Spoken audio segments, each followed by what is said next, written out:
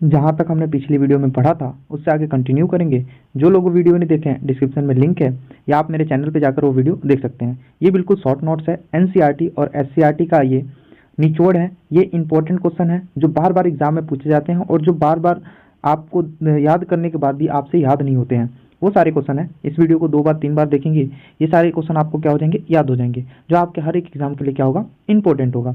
बिहार का अगर टीआरई 4 का एग्जाम देने वाले हों, या आप एस्टेट का एग्ज़ाम देने वाले हों, या आपका अन्य किसी एग्ज़ाम, बिहार का कोई सा भी एग्ज़ाम देने वाले हों, अगर जियोग्राफी से आपके एग्ज़ाम में क्वेश्चन पूछता होगा तो आप इस पीडीएफ को और इस वीडियो को स्किप मत कीजिएगा। और जो लोग पहली बार आए हैं चैनल पे, चैनल को क्या कर लेंगे, सब्सक्राइब कर लेंगे। तो चलिए फटाफट स्टार्ट करते हैं। कल पिछली वीडियो में जहाँ तक हमने पढ़ा था उससे आगे पढ़ेंगे। रबर की बात करें तो ये भूमध्य रेखीय क्षेत्रों में होता है और उष्ण उपोष्ण फसल है। ये रबड़ जो है उष्ण उपोष्ण फसल है और ये भूमध्य रेखीय प्रदेशों में होता है। इसके लिए वर्षा जो चाहिए 200 सेंटीमीटर वर्षा चाहिए रबड़ की खेती के लिए, और 25 डिग्री सेल्सियस तापमान चाहिए। कपास की बात करें तो कपास खरीफ फसल है। कपास कैसा फसल है, तो खरीफ फसल है। व्यापक फसल बीमा योजना की शुरुआत 1985 में हुई थी। क्वेश्चन पूछेगा व्यापक फसल बीमा योजना की शुरुआत कब हुई थी, तो आपको बता देना 1985 में हुई थी। प्रथम पंचवर्षीय योजना के तहत क्या हुआ था कि भूमि सुधार का मुख्य लक्ष्य रखा गया था। प्रथम पंचवर्षीय योजना में भूमि सुधार का मुख्य लक्ष्य रखा गया था। किसान क्रेडिट कार्ड जो है 1938 में बना था, यानी किसान क्रेडिट कार्ड जो बनाना प्रारंभ हुआ 1998 में, 38 बोल दी सॉरी, 1998 में।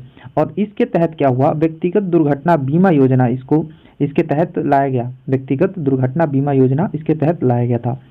राष्ट्रीय कृषि बीमा योजना 1999 में आया था। प्रधानमंत्री फसल बीमा योजना 18 फरवरी 2016 को आया था। 18 फरवरी 2016 को। जो लोग एससीईआरटी का पूरा पीडीएफ पूरा प्लेलिस्ट चाहते हैं, पूरा प्लेलिस्ट बना हुआ, तो मैंने 4 वीडियो में आपका जियोग्राफी कंप्लीट करा दिया है, क्लास 6 से लेकर क्लास 10 तक का। तो आप मेरे चैनल पे जाइए और वहाँ पे प्लेलिस्ट बना हुआ है, वहाँ पर आप जाकर उस वीडियो को देख सकते हैं।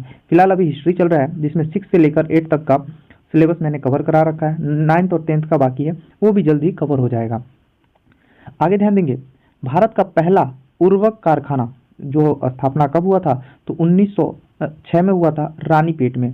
क्वेश्चन देखिए ध्यान से सुनिएगा, भारत का पहला उर्वरक कारखाना 1906 में स्थापित हुआ था रानीपेट में। पर स्वतंत्रता के बाद देखिए, स्वतंत्र भारत में सार्वजनिक क्षेत्र पर पहला उर्वरक कारखाना 1951 में सिंदरी में हुआ था। याद रहेगा, अगर पूछेगा केवल भारत का पहला उर्वरक कारखाना तो 1906, और जब पूछेगा स्वतंत्रता के बाद तो 1951। कहाँ, सिंदरी, ठीक है। और ये कहाँ था, रानीपेट में। याद रहेगा ना।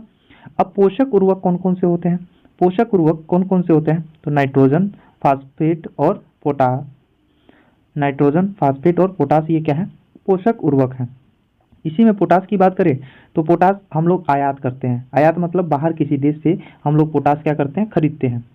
याद रहेगा ना।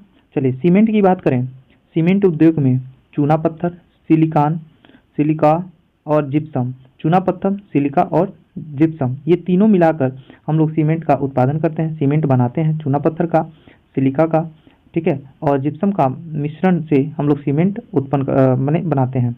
प्रथम उद्योग जो है 1904 में चेन्नई में स्थापित किया गया था। पहला सीमेंट उद्योग 1904 में कहाँ स्थापित किया गया था, तो चेन्नई में। इलेक्ट्रिक राजधानी किसे कहते हैं, बेंगलुरु को कहते हैं। इलेक्ट्रॉनिक राजधानी किसे कहते हैं, बेंगलुरु को कहते हैं। याद रहना चाहिए।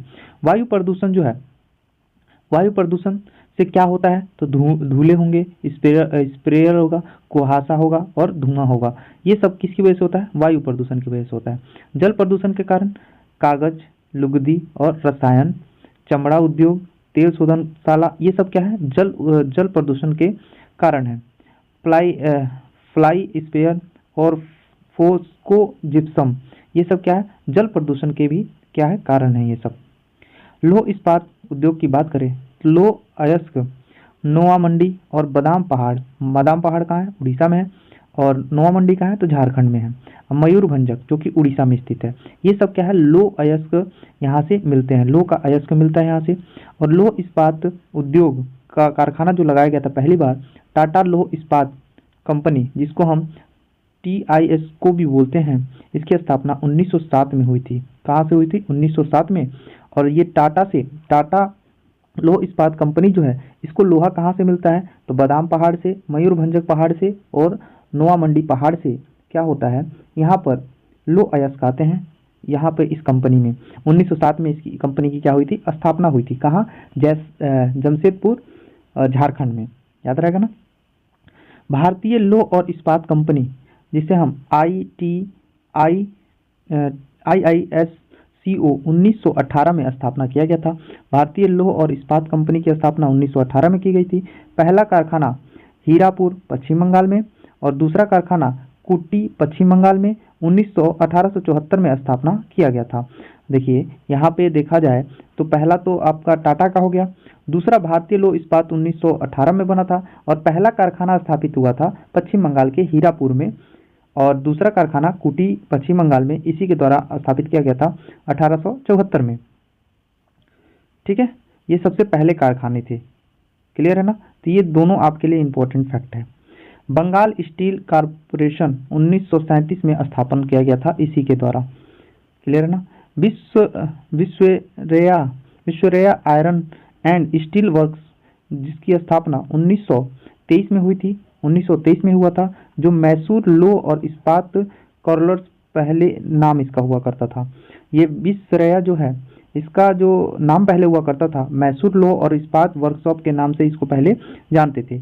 और ये कहाँ है? तो कर्नाटका क्षेत्र में पड़ता है। क्वेश्चन पूछा गया है एग्जाम में, याद रखिएगा। यह आसपास के क्षेत्र में कोयला नहीं है। इसके आसपास में विश्वरया जो क्या कहते हैं आयरन एंड स्टील कंपनी है, उसके आसपास के क्षेत्र में कोयला नहीं पाया जाता है। द्वितीय पंचवर्षीय योजना 1956 से 61 के बीच में चली थी। द्वितीय पंचवर्षीय योजना जो है 1956 से 61 के बीच में चला था, जिसमें विदेशी सहायता से 3 इस्पात संयंत्र की स्थापना हुई थी। यानी कि द्वितीय पंचवर्षीय योजना के तहत 3 इस्पात संयंत्र की स्थापना की गई थी विदेश की मदद से। सबसे पहले राउरकेला जो कि उड़ीसा में है, भिलाई जो कि छत्तीसगढ़ में है, दुर्गापुर जो कि पश्चिम बंगाल में है। ये तीनों क्या है? तो ये इस्पात संयंत्र यानी इस्पात कारखाने हैं। और ये सारे कारखाने जो हैं, अगर बात करें तो हिंदुस्तान स्टील लिमिटेड के अधिकार में था और प्रबंधन के लिए 24 जनवरी 1973 को स्टील अथॉरिटी ऑफ इंडिया की स्थापना की गई थी। तो आप क्वेश्चन जो है मैंने पीछे ही बता दिया था, स्टील अथॉरिटी ऑफ इंडिया की स्थापना की गई थी प्रबंधन के लिए। किसके प्रबंधन के लिए? इन सब के प्रबंधन के लिए। राउरकेला जो कि उड़ीसा में है, भिलाई छत्तीसगढ़ में है, दुर्गापुर जो कि पश्चिम बंगाल में है, इन सब की व्यवस्था करने के लिए, प्रबंध करने के लिए स्टील अथॉरिटी ऑफ इंडिया की स्थापना की गई थी 24 जनवरी 1973 को। और हिंदुस्तान स्टील लिमिटेड के अधिकार में ये पूरा क्षेत्र, ये जो पूरी फैक्ट्री है, इनके अधिकार में था। राउरकेला की बात करें तो ये जर्मनी के सहयोग से स्थापना किया गया था राउरकेला का 1959 में। सुंदरगढ़ जो कि उड़ीसा में है, सुंदरगढ़ कहाँ है? उड़ीसा में है। और सुंदरगढ़ और केंद्रझुर से लौह अयस्क मिलता था। सुंदरगढ़ और केंदुझर से इसमें राउरकेला में क्या मिलता था? लौह अयस्क आता था, जिससे इस्पात बनाया जाता था। इस कंपनी में लोहा जो है ना वो क्या कहते हैं, सुंदरगढ़ जो कि उड़ीसा में है और केंद्रुझर जो कि उड़ीसा के क्षेत्र में ही पड़ता है, यहाँ से लौह अयस्क जो है राउरकेला में जाता था। और ये जर्मनी के सहयोग से इसकी स्थापना की गई थी। जल की बात करें तो इसमें जल जो है कोयल या शंख नदी से प्राप्त होता था और झरिया से कोयला आता था राउरकेला में। राउरकेला में झरिया से क्या आता था? कोयला आता था। भिलाई की बात करें तो रूस की सहायता से इसकी स्थापना की गई थी। कब? 1959 में ही। और ये छत्तीसगढ़ में है भिलाई। और उत्पादन प्रारंभ हुआ था 1959 से, उत्पादन प्रारंभ हुआ था भिलाई में। कोयला जो है कोरबा और कारगाली नामक कारखाना से आता है, खान से आता है भिलाई में। भिलाई में कोयला कहाँ से प्राप्त होता है? तो कोरबा और कारगाली नामक खान से भिलाई में जो है कोयला आता है। लौह अयस्क की बात करें तो डल्ली राजहरा से लौह अयस्क आता है भिलाई में। बिजली की बात करें तो कोहरू ताप ये जो है भिलाई के लिए बिजली का काम करता था। और विशाखापट्टनम जो है निर्यात होता था। भिलाई से जो भी इस्पात बनते थे वो सब विशाखापट्टनम से निर्यात होता था, अन्य देशों में जाता था। दुर्गापुर की बात करें तो यूनाइटेड किंगडम अमेरिका के सहयोग से बना था। 1962 में इसमें से उत्पादन प्रारंभ हो गया था। इंग्लैंड बोल सकते हैं इसको, यूनाइटेड किंगडम को क्या बोलेंगे, इंग्लैंड। तो रानीगंज और झरिया से कोयला प्राप्त होता था इसको। नोआ मंडी से लौह अयस्क प्राप्त होता था। और विद्युत जो है दामोदर घाटी परियोजना से इसको विद्युत मिलता था। दुर्गापुर जो संयंत्र है उसको। बोकारो की बात करें तो ये रूस की सहायता से 1964 में इसकी स्थापना की गई थी। परिवहन लागत न्यूनतीकरण सिद्धांत के आधार पर इसकी स्थापना की थी बोकारो की। क्लियर है। और अन्य इस्पात संयंत्र के बारे में जानते हैं। चतुर्थ योजना में 3 और भी हुए, जैसे कि विशाखापट्टनम जो कि अरुणाचल प्रदेश का है, आंध्र प्रदेश का है। विशाखापट्टनम आंध्र प्रदेश का है, जिसमें बीजंग इस्पात संयंत्र है। और पहला पतन आधारित 1992 में स्वदेशी तकनीकी से इसका उपयोग किया जाता है। यानी कि क्वेश्चन पूछेगा पहला पतन मतलब बंदरगाह पर आधारित जो है इस्पात संयंत्र कौन सा था, तो विशाखापट्टनम का था। क्या नाम था, बीजांग। और ये स्वदेशी है, बिल्कुल क्या है, स्वदेशी है, किसी देश की सहायता से नहीं बना है। सेलम जो कि तमिलनाडु में था, 1982 में इसकी स्थापना की गई थी। सेलम इस्पात संयंत्र जो है तमिलनाडु में स्थित है, 1982 में इसकी स्थापना की गई थी। सूती उद्योग की बात करें तो 1854 में पहली आधुनिक सूती मिल कवासजी डाबर द्वारा मुंबई में स्थापित किया गया था 1854 में। डेट याद रखेंगे, पिछली बार एग्जाम में क्वेश्चन पूछ चुका है, टीआरई में क्वेश्चन पूछा है 1818 वाला। 1818 में सूती मिल जो है कोलकाता में लगा था, जो असफल रहा, वो चला नहीं था। तो यहाँ से याद रखेंगे आप लोग। सूती मिल की बात करें, 2 मिल और लगे, शाहपुर मिल और कोलिको मिल जो कि अहमदाबाद में था। शाहपुर मिल और कोलिको मिल जो कि अहमदाबाद में था। 2 अन्य मिल और लगे थे। 1947 तक 425 मिल की स्थापना हो चुकी थी। चीनी उद्योग दूसरा बड़ा कृषि आधारित उद्योग है चीनी उद्योग। 8% भारत जो है पूरे विश्व को चीनी क्या करता है, प्रदान करता है। 1903 में यूपी के प्रतापपुर में, देवरिया के पास पड़ता है प्रतापपुर, तो 1903 में यूपी के प्रतापपुर में जो कि देवरिया में पड़ता है, वहां पर सबसे पहली बार चीनी कारखाना स्थापित किया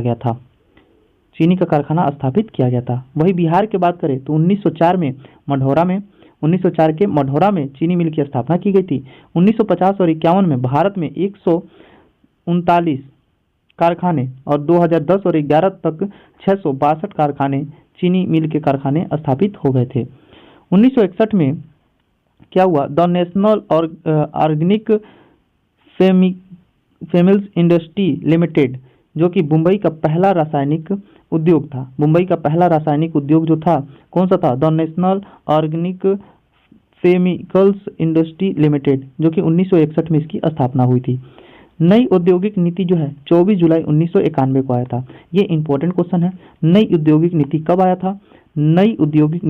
था, तो आपको बता देना है 24 जुलाई 1991 में नई औद्योगिक नीति आया था। 24 जुलाई 1991 में नई औद्योगिक नीति आया था। 1869 में स्वेज नहर को खोल दिया गया। क्वेश्चन पूछता है कि स्वेज नहर को कब खोला गया, तो 1869 में स्वेज नहर को क्या किया गया, खोल दिया गया, जिसकी वजह से मुंबई पतन को प्रोत्साहन मिला और यूरोप और एशिया के बीच लगभग 7000 किलोमीटर दूरी क्या हो गई, कम हो गई थी। याद रखेंगे 7000 किलोमीटर दूरी क्या हो गई थी, कम हो गई थी एशिया और यूरोप के बीच। और मुंबई पतन के लिए प्रोत्साहन मिला किसकी वजह से, स्वेज नहर के खुलने की वजह से। कब खुला था, 1869 में। ठीक है। हिंदुस्तान मोटर लिमिटेड जो है कौन नगर पश्चिम बंगाल में स्थापित किया गया था।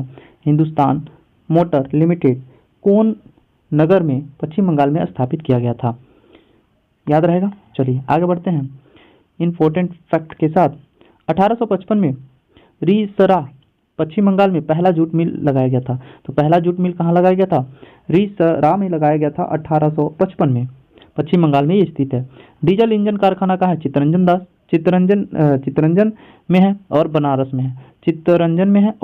में है। डीजल इंजन कारखाना भारत के परिवहन एवं संचार, बहुत यहाँ से क्वेश्चन देखने को मिलता है। चलिए यहाँ पे ध्यान दीजिएगा। स्थल परिवहन की बात करें तो पूरे विश्व में पहले नंबर पे यूएसए है, दूसरे नंबर पे भारत है।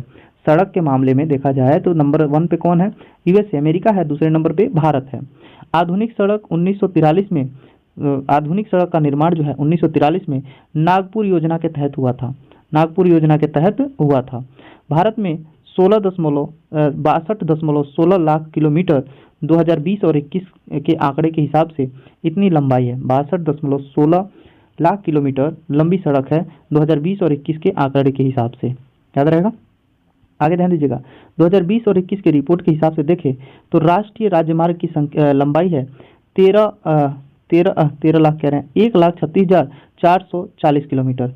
राष्ट्रीय राजमार्ग जिसको हम नेशनल हाईवे कहते हैं, तो राष्ट्रीय राजमार्ग जो है 1,36,440 किलोमीटर है। वही राज्य मार्ग जो कि राज्य महामार्ग की बात करें तो 1,76,818 किलोमीटर। वहीं अन्य मार्ग जो गाँव में मार्ग हैं उन सब की मिलाकर देखा जाए तो ये टोटल है आपका 59,02,539 तो टोटल हो जाएगा 62.51 यानी कि लगभग 6 किलोमीटर।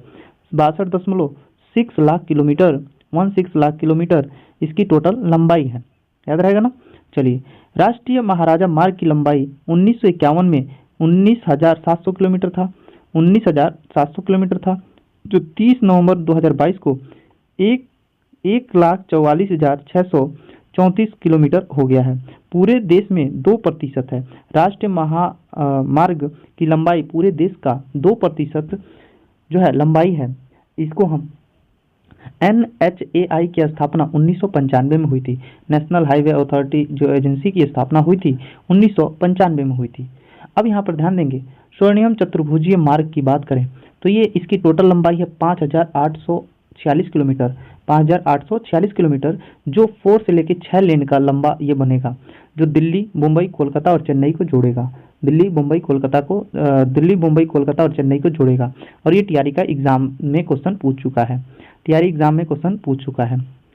उत्तर से दक्षिण गलियारा की बात करें तो जम्मू कश्मीर के श्रीनगर से लेके तमिलनाडु के कन्याकुमारी के बीच में है, जो 4,016 किलोमीटर इसकी लंबाई है। जो कोचीन के सेलम पर्वत सहित अगर देखा जाए तो 4,016 किलोमीटर इसकी लंबाई है। कोचीन का जो सेलम पर्वत सहित मिलाते हैं तो इसकी 4,016 किलोमीटर लंबाई है। वहीं हम बात करें पूरब से पश्चिम की लंबाई, पूरब से पश्चिम गलियारे की बात करें तो असम के सिलचर से लेकर गुजरात के पोरबंदर तक जिसकी लंबाई है 3,640 किलोमीटर। वहीं राष्ट्रीय राजमार्ग की बात करें, राष्ट्रीय राजमार्ग NH नेशनल हाईवे की बात करें तो केंद्रीय लोक निर्माण विभाग CPWD द्वारा इसका निर्माण कराया जाता है। प्राथमिक सड़क तंत्र है ये, देश के दूरस्थ भागों को जोड़ता है। तो राष्ट्रीय राजमार्ग किसे कहते हैं? प्राथमिक सड़क तंत्र है ये, और देश के दूरस्थ भागों को क्या करता है? जोड़ता है। और केंद्रीय लोक निर्माण विभाग द्वारा इसका निर्माण कराया जाता है। NH1 की बात करें तो शेरशाह सूरी मार्ग को हम NH1 प्लस NH2 को मिला दें तो शेरशाह सूरी मार्ग उसको हम कहते हैं। राज्य मार्ग किसे कहेंगे? राज्य मार्ग जिसको शॉर्ट में बोलते हैं PWD, सार्वजनिक निर्माण विभाग द्वारा राज्य मार्ग का निर्माण किया जाता है। राज्य राजमार्ग का निर्माण किया जाता है। राज्य को राजधानी से जोड़ने का काम, राज्य की राजधानी को जिला मुख्यालय से जोड़ने का काम करता है राज्य मार्ग। वही सीमांत सड़कों की बात करें तो भारत सरकार के प्राधिकरण के अधीन रहता है ये, और 1960 में सीमांत सड़क का स्थापना किया गया था। रेलवे की बात करें तो भारत में 67,956 किलोमीटर इसकी टोटल लंबाई है। रेलवे की भारत में लंबाई कितनी है? तो भारत में 67,976 किलोमीटर जो है भारतीय रेलवे की लंबाई है। जिला सड़क किसे कहते हैं? तो जिला को अन्य महत्वपूर्ण स्थलों से जोड़ने वाली सड़क को हम जिला सड़क के नाम से जानते हैं। यहाँ पे 14% कुल सड़कों का है, कुल जितने सड़क हैं उसका 14% भाग जो है जिला सड़क में आता है। ग्रामीण सड़क जो कि 80% भाग है, यानी कि 100% में देखेंगे 100% में 80% जो है 80% जो है ग्रामीण सड़कें हैं, और जो है 14% आपके क्या है जिला सड़कें हैं, और अन्य जितना बच जा रहा है उतने में क्या आ जाएगा आपका सीमांत सड़कें और राज्य राजमार्ग और अंतर्राष्ट्रीय राजमार्ग, राष्ट्रीय राजमार्ग, अंतर्राष्ट्रीय नहीं राष्ट्रीय राजमार्ग, ये सब आ जाएंगे। क्लियर है? अब यहाँ पर देखेंगे, बहुत ही इंपॉर्टेंट है, गेज मीटर में देखना है और रूट किलोमीटर में देखना है। तो बड़ी लाइनें, जो कि रोड की जो बड़ी लाइन है, ये क्वेश्चन एग्जाम में पूछा हुआ है, ये टीआरई का क्वेश्चन है, याद रखेंगे, बड़ा इंपॉर्टेंट है। तो बड़ी लाइनें मीटर में अगर देखें तो 1.676 इसकी मीटर में लंबाई है। वही किलोमीटर में देखें तो 63,950 किलोमीटर। वही मीटर लाइन की बात करें, बड़ी लाइन, मीटर लाइन, छोटी लाइन, तो मीटर लाइन की बात करें तो 1.000 जो है कि मीटर गेज में अगर देखें तो, वही किलोमीटर में देखें तो 2402 किलोमीटर। और छोटी लाइन की बात करें तो 0.762 या तो 810 बोलते हैं इसको, 0.810 बोलेंगे छोटी लाइन को। यह है 1604 किलोमीटर इसकी टोटल लंबाई। ये याद रखिएगा, ये आप लोग रट लीजिए, ये एग्जाम में क्वेश्चन पूछेगा, 100% पूछेगा तो पूछेगा। क्लियर है? चलिए आगे बात करते हैं कोंकण रेलवे से। यहाँ से भी एग्जाम में क्वेश्चन आपका आ चुका है, कोंकण रेलवे से भी एग्जाम में क्वेश्चन पूछा हुआ है। तो चलिए कोंकण रेलवे के बारे में जानते हैं। कोंकण रेलवे की बात करें तो 1998 में इसका निर्माण हुआ था। इसकी टोटल लंबाई 780 किलोमीटर है। कोंकण रेलवे की लंबाई कितनी है? 780 किलोमीटर है। ये महाराष्ट्र के रोहा से लेकर कर्नाटक के मंगलोर तक जाता है। जबकि इसको फायदा, इस रेलवे का फायदा, जो ये कोंकण रेलवे है, इसका लाभ जो है केरल को ही प्राप्त होता है। तो कोंकण रेलवे की स्थापना 1998 में हुई थी। 780 किलोमीटर इसकी टोटल लंबाई है और महाराष्ट्र के रोहला से लेकर कर्नाटक के मंगलुरु तक ये जो है रेलवे लाइन है। इसके दौरान जो कोंकण रेलवे है, इतने दूर में 146 नदियों को पार करता है, 2000 पुलों को पार करता है, 91 सुरंगों को पार करता है। याद रखेंगे कितना? 146 नदियों को, 2000 पुलों को और 91 सुरंगों को पार करता है। और एशिया का सबसे लंबी सुरंगें जो 6 से लेकर 5 किलोमीटर को पार करता है कोंकण रेलवे में ही। कौन? कोंकण रेलवे, जिसका एशिया की सबसे लंबी सुरंग इसी में है, 5 से 6 किलोमीटर। ठीक है। पाइपलाइन की बात करें तो गुजरात के हजीरा से लेकर उत्तर प्रदेश के जगदीशपुर तक ये जो पाइपलाइन है वो मध्य प्रदेश के बीजापुर होते हुए राजस्थान कोटा, उत्तर प्रदेश के शाहजहांपुर से होते हुए बाराला तक फैला हुआ है पाइपलाइन। जल परिवहन की बात करें तो अंतःस्थलीय नौ चालक जल मार्ग 14,500 किलोमीटर है। टोटल कितना है? 14,500 किलोमीटर अंतःस्थलीय। और इनमें से केवल 5,685 किलोमीटर मार्ग ही मशीनीकृत नौकाओं का है। WHA यानी कि जल मार्ग प्रथम की बात करें तो हल्दिया और इलाहाबाद के बीच में जो जल मार्ग है उसको जल मार्ग प्रथम कहते हैं, जो गंगा नदी पर है। 1620 किलोमीटर इसकी टोटल लंबाई है। वही हम जल मार्ग द्वितीय की बात करें तो सदिया से लेकर हुबली के बीच में है, 891 किलोमीटर जो ब्रह्मपुत्र नदी पर स्थित है। वही केरल के पश्चिमी तटीय नहर जो है कोंटापुरम और कोल्लम तक है, जिसे हम जल मार्ग तृतीय कहते हैं, जल परिवहन तृतीय के नाम से जानते हैं, तीसरे के नाम से। और इसकी टोटल लंबाई है 205 किलोमीटर। ये जो है केरल के पश्चिमी तटी पर जो नहर है उसमें ये जो है मार्ग है। जल परिवहन 4 की बात करें तो काकनीड़ा और पुडुचेरी नहर के में है, जो 1078 किलोमीटर इसकी लंबाई है, जो गोदावरी और कृष्णा नदी के बीच में स्थित है।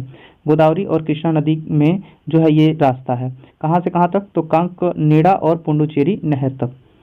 अगर जल परिवहन नंबर 5 देखें तो मताई और महानदी, जिसकी लंबाई टोटल है 5,588 किलोमीटर। नोट में अगर आप याद रखना चाहें तो याद रख सकते हैं। राष्ट्रीय जल अधिनियम जो है 2016 में आया था और 111 इस समय तक जल मार्ग स्थापित हो चुके हैं। रास्ता, जो कि जल से रास्ता जो है 111 हो चुके हैं, जिसके बारे में हमने 5 जल रास्तों के बारे में पढ़ा, जो आपके एग्जाम के लिए क्या था? बहुत ही ज़्यादा इम्पोर्टेंट था। चलिए अब बात करेंगे प्रमुख समुद्री पतन बंदरगाह की बात करें तो 13 बड़े बंदरगाह है। भारत में 13 बड़े बंदरगाह है और 200 छोटे छोटे बंदरगाह है। स्वतंत्रता प्राप्ति के बाद कांडला बंदरगाह को सबसे पहले विकसित किया गया था, ये याद रखेंगे आप। लो अयस्क निर्यात के लिए जो कि गोवा का मुरमुरगांव जो बंदरगाह है, 50% जो लोहा है, इसी लो अयस्क जो है 50% लोहा अयस्क गोवा के मुरमुरगांव बंदरगाह से ही जो है निर्यात होता है 50%। सुदूर दक्षिण पश्चिम कोचीन पतन, जो कि लैंगून मुहाने पर स्थित प्राकृतिक बंदरगाह है। कौन? कोचीन, जो कि केरल में स्थित है। वही हम बात करें दक्षिणी पूर्वी बंदरगाह की, तो तूतीकोरिन है जो कि तमिलनाडु में स्थित है। पारादीप जो कि लो यश के लिए इम्पोर्टेंट है, पारादीप जो कि उड़ीसा में है। कोलकाता जो कि अंतःस्थलीय नदी पतन है, नदी पे बनाया गया, जो कि हुगली नदी पे बनाया गया ये पतन है कोलकाता।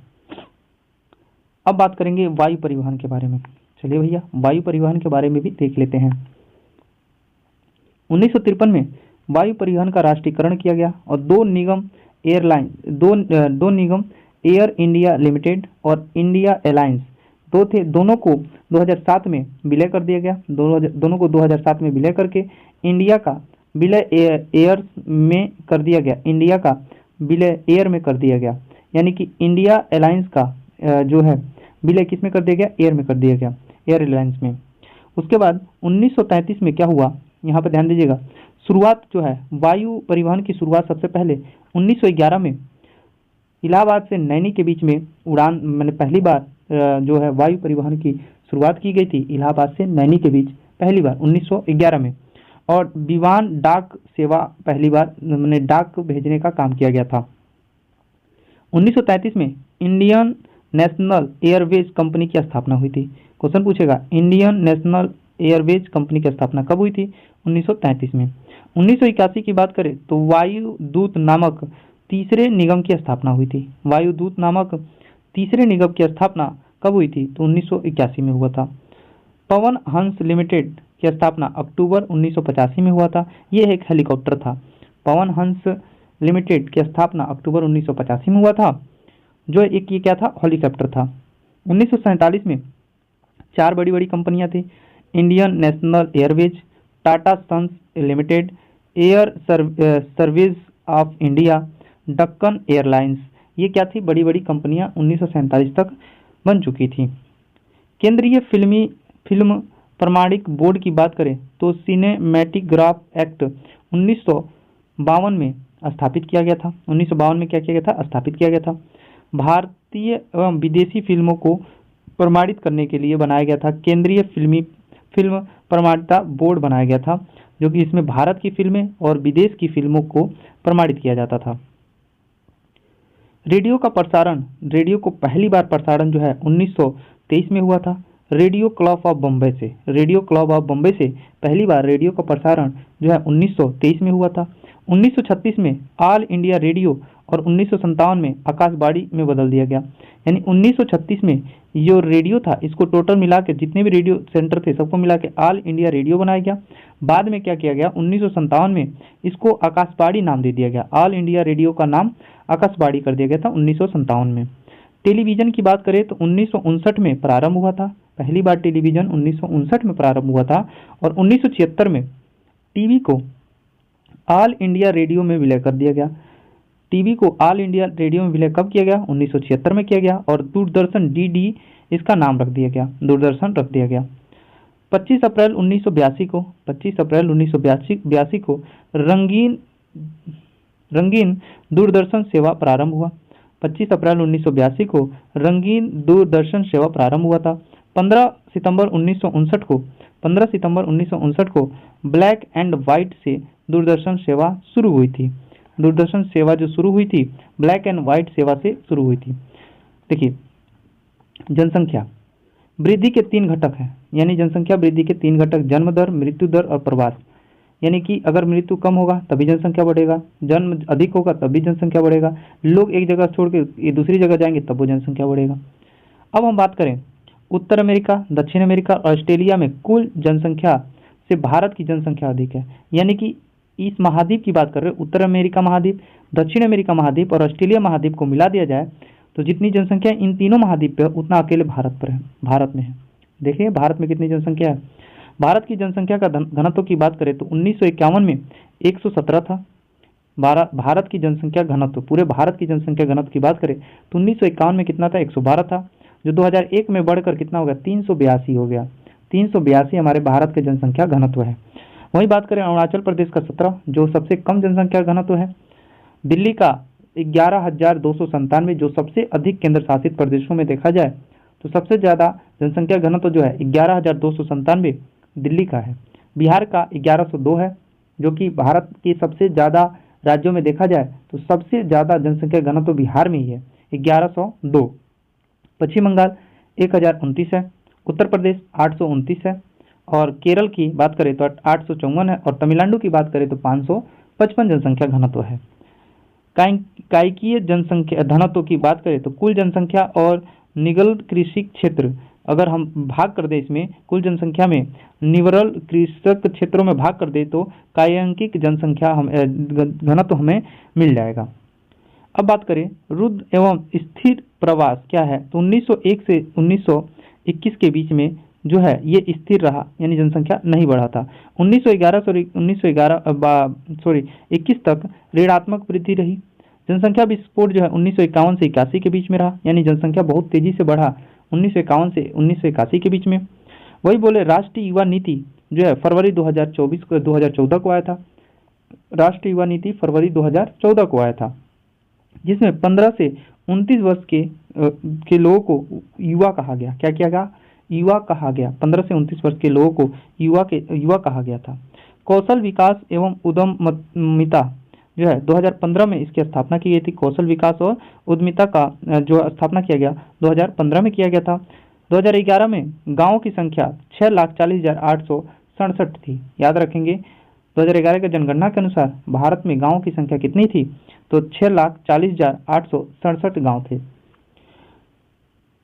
ग्रीसिन के अनुसार बात करें तो भारत में 189 भाषाएं बोली जाती हैं, 189 भाषाएं हैं और 844 भाषाएं बोली जाती हैं। 844 बोलियां हैं, 189 भाषाएं हैं। ग्रीसिन के अनुसार क्वेश्चन पूछेगा, ग्रीसिन के अनुसार भारत में कुल कितनी भाषाएं हैं, तो 189, और कितनी बोली जाती हैं, तो 544। राजस्थान भारत का आबादी का 5.5% है, यानी कि राजस्थान में भारत की जितनी आबादी है, तो भारत की जितनी आबादी है उतनी आबादी में 5.5% जनसंख्या जो है राजस्थान में रहती है। निरपेक्ष वृद्धि की बात करें तो कुल जनसंख्या में वृद्धि का परिणाम है, कुल जनसंख्या में वृद्धि का परिणाम है पहले की जनसंख्या 2001 की जनसंख्या के बाद की जनसंख्या 2011 की जनसंख्या से घटाकर प्राप्त की जाती है। यानी कि 2001 में कितनी जनसंख्या थी और 2011 में कितनी जनसंख्या हुई, इन दोनों में से अगर हम घटा कर देखें तो हमें निरपेक्ष वृद्धि मालूम चल जाएगा कि कितनी जनसंख्या बढ़ी है। 1991 की बात करें तो 17.29% नगरीय जनसंख्या थी, यानी कि 1991 में जो नगर हुआ करते थे 17.30% लगभग हुआ करते थे। वही 2011 में 31.16% हो गया। भारतीय नागरिक जनसंख्या जो है 2011 में कितना हो गया था, 31.16 हो गया था। लिंगानुपात की बात करें तो भारत में सबसे ज़्यादा लिंगानुपात केरल का है, 1084, यानी 1000 पुरुष पर 1084 महिला हैं केरल में। तो भारत के किस राज्य में लिंगानुपात सबसे अधिक है, तो केरल में है 1084। वहीं पुडुचेरी की बात करें तो 1038 है, दिल्ली की बात करें तो 866 है, और हरियाणा की बात करें तो 877 है, और सबसे कम लिंगानुपात कहाँ है, तो हरियाणा का ही है 877। साक्षर की बात करें, साक्षर किसे कहते हैं, तो 7 वर्ष से अधिक, देखिएगा क्वेश्चन पूछा हुआ है टीआरई में कि साक्षर किसे कहेंगे, तो 7 वर्ष से अधिक कोई ऐसा व्यक्ति है जो भाषा समझ सके और लिख पढ़ सके, उसे हम क्या बोलेंगे, साक्षर बोलेंगे। ठीक है, क्या बोलेंगे, साक्षर बोलेंगे। देश की साक्षरता की बात करें, तो 73% लोग साक्षर हैं, जिसमें से पुरुष जो है 80.9% है और महिला क्या है 64.6% साक्षर लोग हैं भारत में। याद रहेगा। 58% कृषि पर आधारित है लोग, आपको मालूम होगा ये चीज। औसतन वायु 1991 में लोगों की औसतन वायु हुआ करती थी 36.7 वर्ष लोग जिया करते थे, जबकि 2012 में देखा गया तो 67.9 वर्ष हो चुका है। 67.9 वर्ष वायु हो चुकी है लोगों की। किशोरा अवस्था किसे कहते हैं, तो 10 से लेकर 14 वर्ष के 19 वर्ष की अवस्था को 10 से 19 वर्ष की अवस्था को किशोरा अवस्था कहते हैं, और ये जनसंख्या का 5वां भाग है। ये जनसंख्या क्या है, 5वें भाग है। राष्ट्रीय जनसंख्या नीति 2000 में आई थी, 2 जनवरी 2014 को आंध्र प्रदेश तेलंगाना से अलग हुआ था। 2 जनवरी, यहाँ जनवरी नहीं जून रहेगा, 2 जून होगा, ठीक है, कंफ्यूजन है।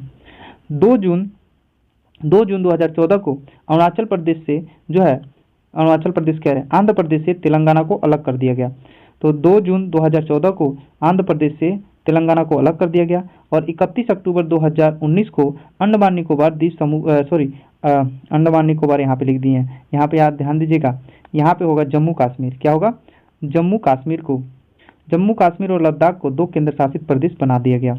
और 26 जनवरी 2020 को दादर नागर हवेली और दमन एंड दीव को क्या कर दिया गया? एक में मर्ज कर दिया गया। तो ये हमारे क्या हो गए थे? केंद्र शासित प्रदेश। एक केंद्र शासित प्रदेश हो गया, जो कि हमारा जो जम्मू कश्मीर पहले एक राज्य हुआ करता था उसको क्या बना दिया गया? केंद्र शासित प्रदेश बना दिया गया। और हमारा एक जो राज्य नया बना था, फिर हमारे 28 राज्य हो गए थे और 8 केंद्र शासित प्रदेश वर्तमान में स्थित है। तो ये वीडियो आपको कैसा लगा? ये मैंने आपका क्या हुआ, इंडिया ज्योग्राफी कंप्लीट करा दिया। एनसीईआरटी और एससीईआरटी का पूरा एनसीईआरटी और एनसीईआरटी प्लस एससीईआरटी जो ज्योग्राफी कंप्लीट करा दिया मैंने। ज्योग्राफी शॉर्ट नोट्स में आपका कंप्लीट करा दिया। और जिसको एससीईआरटी भी पढ़ना है 6 से लेकर 10 तक का एससीईआरटी 4 वीडियो में मैंने कवर करा रखा है, वो वीडियो आप जाकर देख सकते हैं। तो आज के लिए बस इतना ही। नेक्स्ट वीडियो में मिलेंगे।